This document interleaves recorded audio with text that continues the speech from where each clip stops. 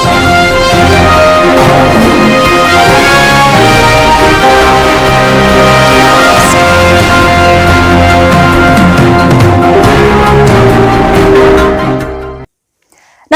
आप देख रहे हैं पंच न्यूज एनसीआर और मैं हूं आपके साथ मानवी ठाकुर। शुरुआत करते हैं आज की खास खबरों से।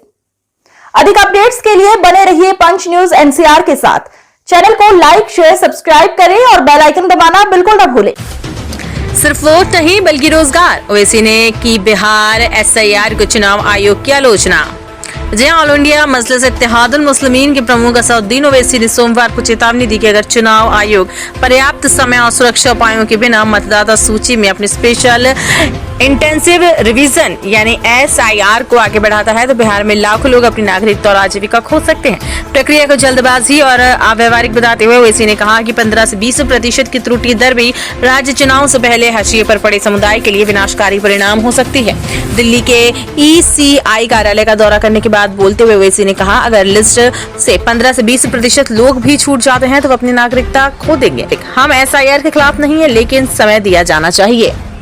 बाद में हो उनके लिए बड़ी दिक्कत पेश आएगी और अगर नाम उनका नहीं आएगा तो फिर उनको वोट डालने का इख्तियार नहीं मिलेगा। और फिर ये जो एक्सरसाइज को इलेक्शन कमीशन खुद अपने उसमें नोटिफिकेशन में कह रहा है कि ईआरओ और ईआरओ सिटीजनशिप एक्ट 1955 में कॉम्पिटेंट अथॉरिटी को नोटिस बोल सकता है।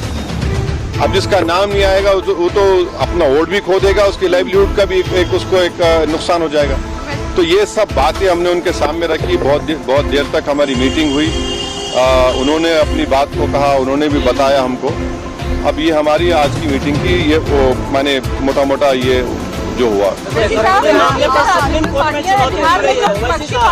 एक के बाद एक पहले मैडम को विपक्षी पार्टियां जो दूसरी है वो सुप्रीम कोर्ट पहुंच गई है इसी मुद्दे को लेकर। कह रही कि एसआईआर जो है वो कहीं न कहीं इस वजह से भी किया जा रहा है ताकि बीजेपी को फायदा हो सके।